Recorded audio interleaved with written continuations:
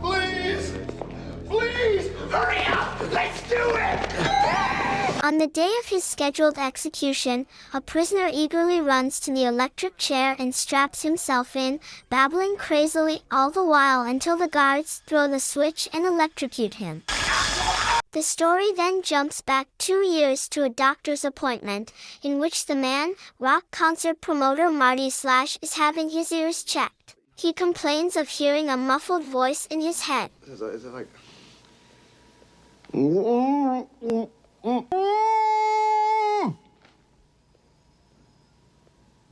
But the doctor dismisses it as the result of hearing loss, caused by years of exposure to loud music.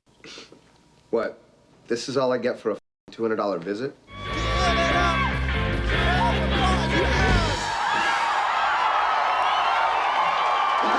That night, Marty... There's one here we have to thank for putting this whole thing together. So let's show him how much we love him! Marty Slash!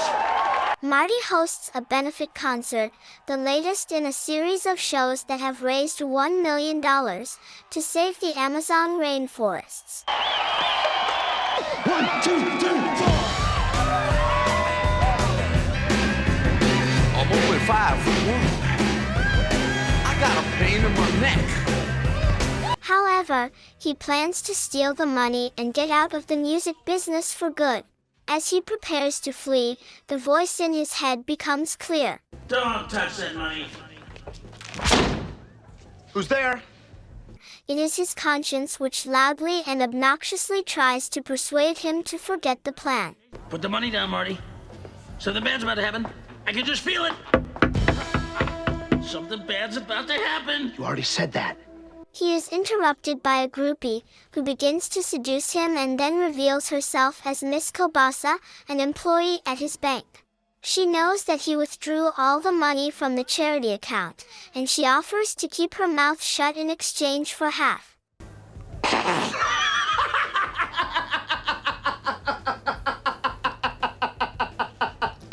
Are you nuts? Tell her to go to hell, Marty. It's not too late to do the right thing. Miss Kielbasa, Yes. I want to do the right thing here. You're a banker. Count out your half. Smart boy. Dumbass. He agrees to the deal, then beats her to death with an electric guitar as she is counting out her share. She's dead.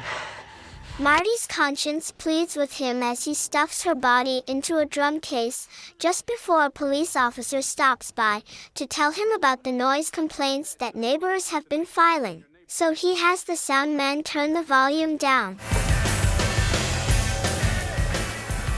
Hey, wait. Don't let him go. God damn it, Marty, you blew your chance. Come fast. Ow! Ow! Ow! Ow! To try and drown out the voice, Marty fills his ears with medicated drops and shoves gel-covered cotton swabs into them. You're not even close, Marty. I went out deep inside you. When these fail, he briefly considers shoving a sharpened pencil through his eardrum. Great idea. Jam it way deep inside your brain, just so you can get at me.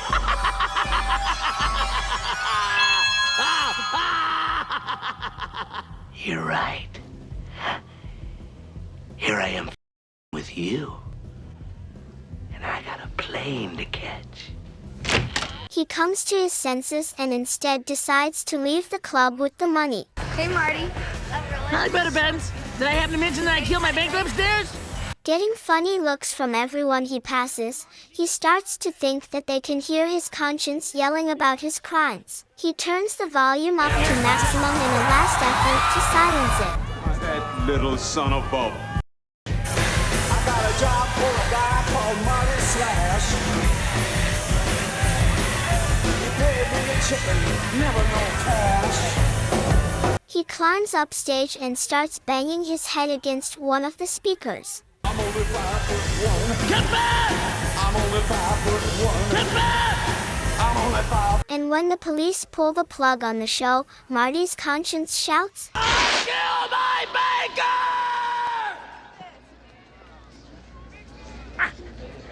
They heard me that time, Marty. They know you did it. What are you looking at me for? Marty confesses to the embezzlement and murder in front of the entire crowd, and then realizes that everyone was staring at him only because he had a cotton swab lodged in one ear. Marty's conscience muses that if he had just kept his mouth shut, he could have escaped with the cash.